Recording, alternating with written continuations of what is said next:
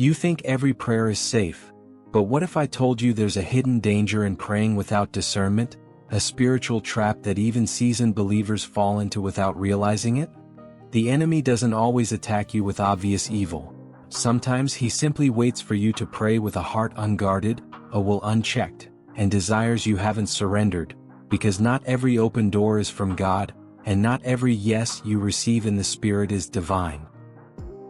When you pray without discernment, you're vulnerable to your own flesh masquerading as faith, or worse, spiritual deception disguised as divine instruction, just like Eve in the garden, who desired wisdom but failed to test the voice that offered it.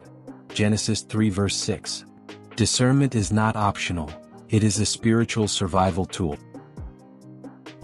You might ask for relationships, opportunities, success, or even healing, but without asking who is truly behind the answer or whether it aligns with God's timing and character, you can unknowingly agree with a counterfeit blessing.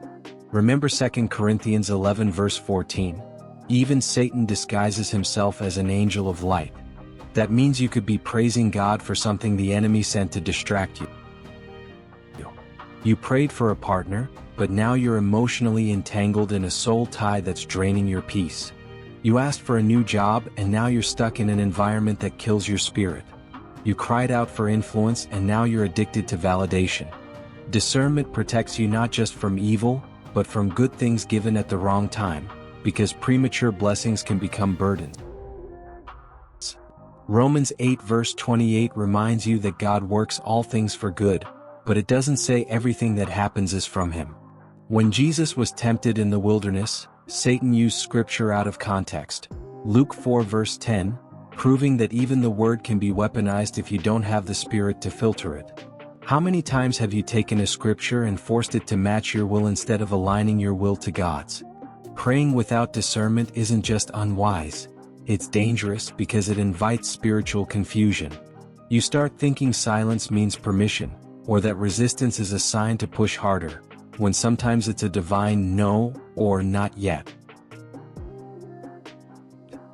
And here's the secret no one wants to say out loud.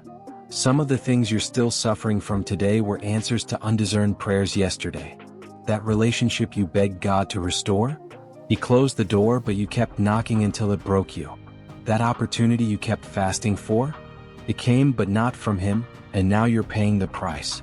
Hebrews 5 verse 14 says spiritual maturity comes from constant practice in distinguishing good from evil, not just praying more or louder. So here's the real challenge. The next time you pray, don't just ask God to answer. Ask Him to reveal, to refine, to restrain you if needed. Because a delayed prayer with discernment is safer than an immediate answer that wasn't filtered through truth. Stop treating prayer like a transaction and start treating it like a battlefield where your wisdom is your weapon. You don't need more answers, you need sharper discernment. Let God protect you from your own desires if they're not aligned with His destiny for you. The enemy doesn't need to steal your calling if he can just twist your prayers. So ask yourself now, have you been praying blindly, or are you spiritually awake enough to recognize when God's silence is actually His mercy in disguise?